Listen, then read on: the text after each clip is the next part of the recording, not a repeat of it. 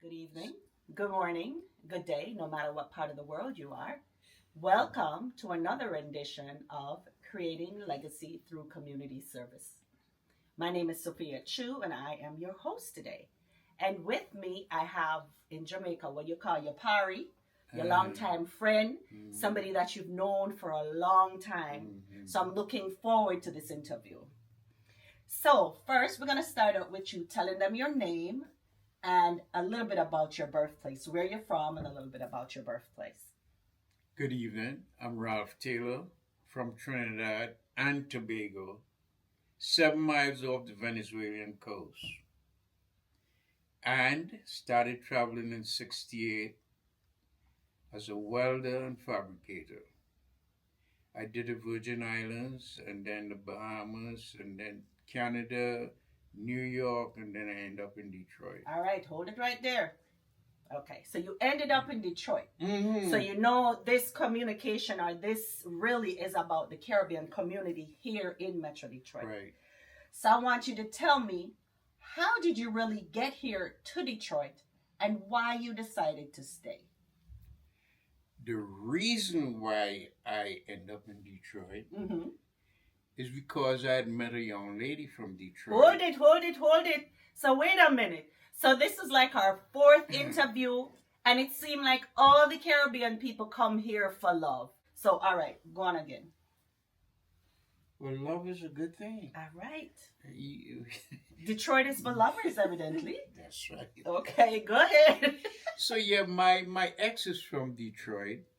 Have a beautiful daughter with her, and I end up, she used to come and check me out in the Bahamas every 6 months. So I decided to come and see her. I was on vacation actually, and my company I was working with had sent me on a job here, which was the federal building downtown. That's a beautiful building. What did you do there? Well, it was in construction at the time I got here, so we were doing a lot of welding. Okay. But I didn't stay. I went back to the Bahamas. And you came back here and And stayed? then, back and forth, and then we decided to get married. Brand new news to me. Okay. Is it So why did you stay in Detroit area? Well, I'd always loved the Detroit area because it was so close to Canada. Because I have a lot of friends in Canada. And the regards to the Caribbean, which is something we are connected with. Okay. I stayed in Detroit because I'd worked with a young guy who was in the Bahamas doing a carnival project. And that's the reason why I stayed in this area, because he was based in Toronto. Okay. So we're going to get to the meat and potatoes of the conversation now. So tell me a little bit about your history as you know it with the Caribbean community here in Metro Detroit. How did you get introduced to them? A little bit about the communications or some of the work that you did with the Caribbean community, and just kind of bring us back through your story to the Caribbean community when you first came here. Okay. The Caribbean community here was very active when I came here. And it was small but yet broad because you had Windsor, the Caribbean community over there, were connected with this one here. And also the students from Eastern University and Ann Arbor, all these guys would come down to Detroit or somewhere or the other we'd connect, and that's how we started. And then I was instrumental of starting Trinidad and Tobago Association. Tell us a little bit with about my that. father, with a dear friend of mine from Trinidad, Noble Wilson, and Mervyn Henry, and a couple other guys. We were instrumental of starting TNT Association. So what's going on with that organization now? Today, I don't know. Presently, I don't even think it exists. Okay. Because the generations have changed. Yeah.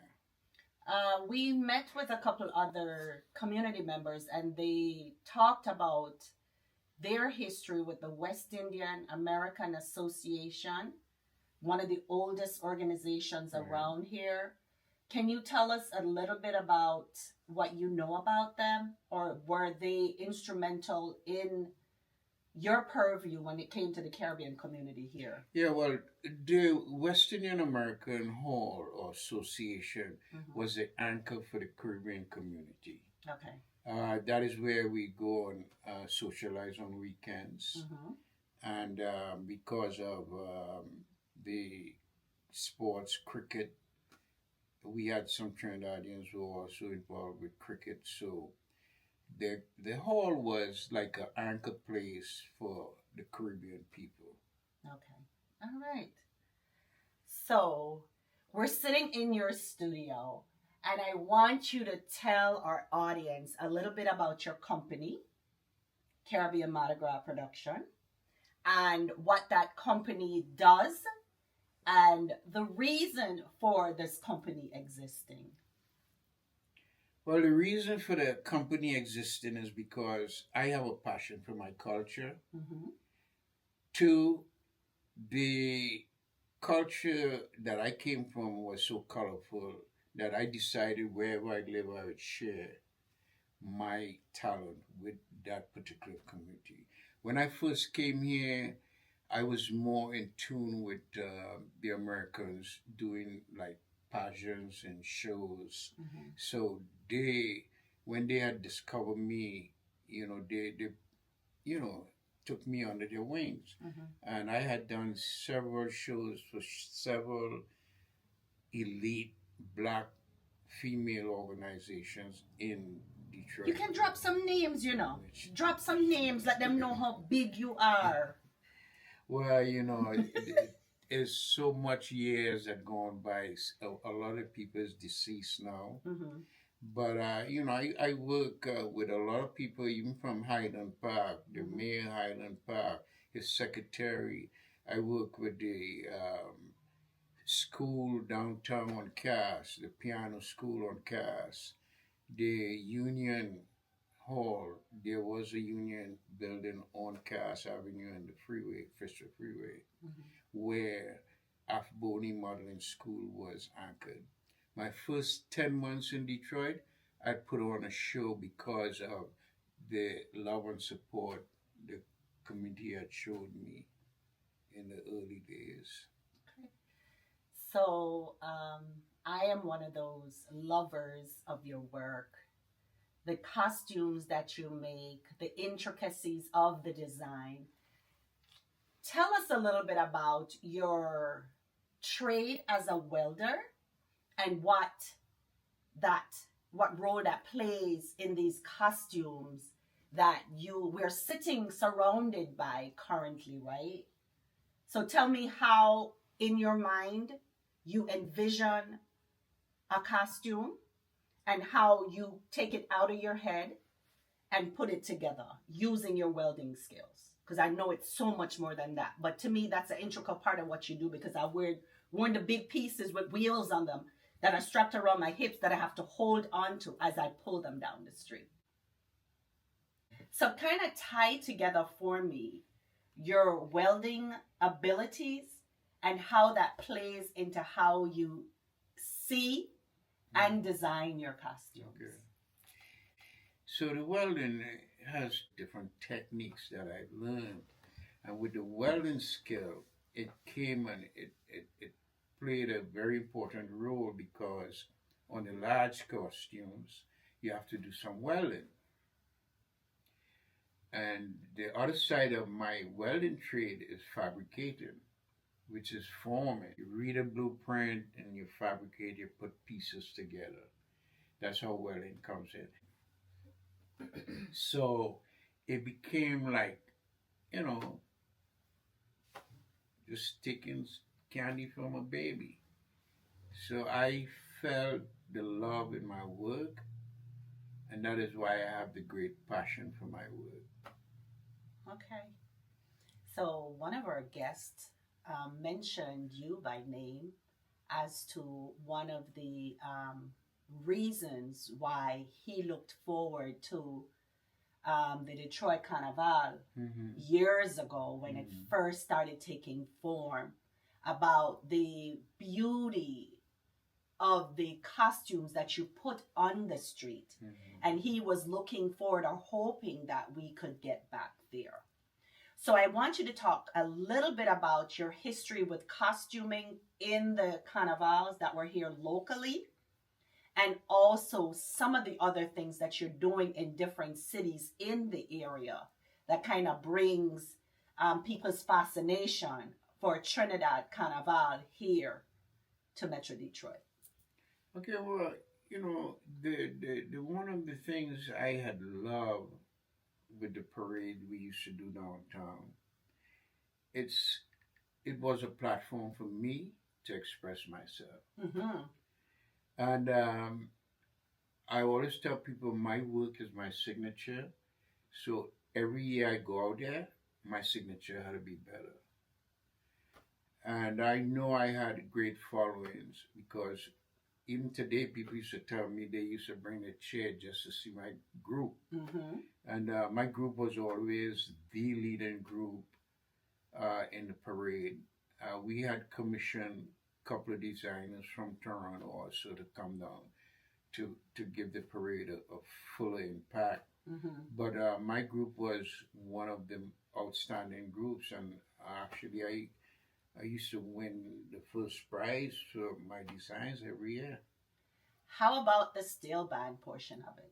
Okay. I know you used to have classes to teach youngsters and older people, my apologies, to play the steel band.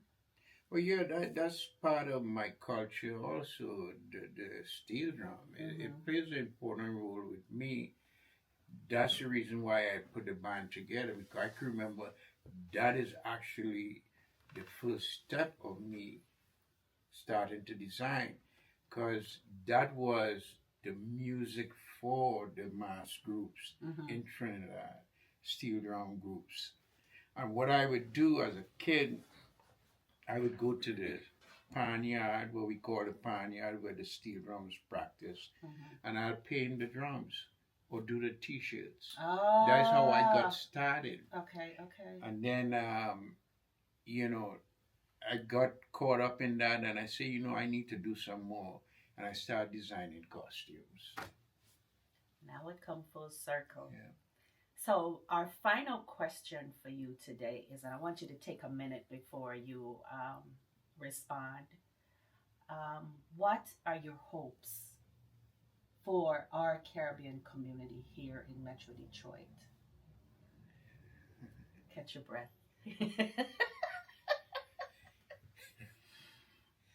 Well, my hope is that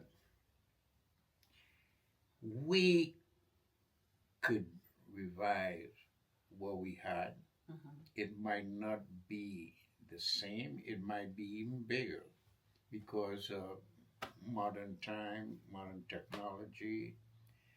I think people are more alert of the Caribbean culture around the world. And I see it as an easy sell to the city of Detroit. But it have to be at a business level where we go out big and do a nice story on our culture in the form of the parade. And there's a lot of younger generations, like I was sharing with you earlier, with a little girl. Her godfather used to be in the parade. And now she came to me yesterday for me to design a costume for her to go to St. Thomas. So that gave me a lot of inspiration, plus to what I already have. I would never, my inspiration would always be there to keep on doing what I do. But is the managing of doing a major carnival in the city of Detroit is what I need. Because I cannot manage it and produce it. Makes sense. And I think the more authentic people that you work with too, to get us where we need to be, helping you lift the load. Oh, yeah. Right? So I thank you again so much for your time. I know that every time we get together, it's always about reminiscing on the great times that we have had in our community in hopes of building and making it better. So I applaud you for the work that you have done and the work you continue to do, and into helping us create a legacy through community service. You're welcome. Any final words before we close out, Mr. Taylor? Well, my final word is I wish people could see this interview, or let's get together and create that signature we had before in the city of Detroit. All right. Thank you so much. You're welcome.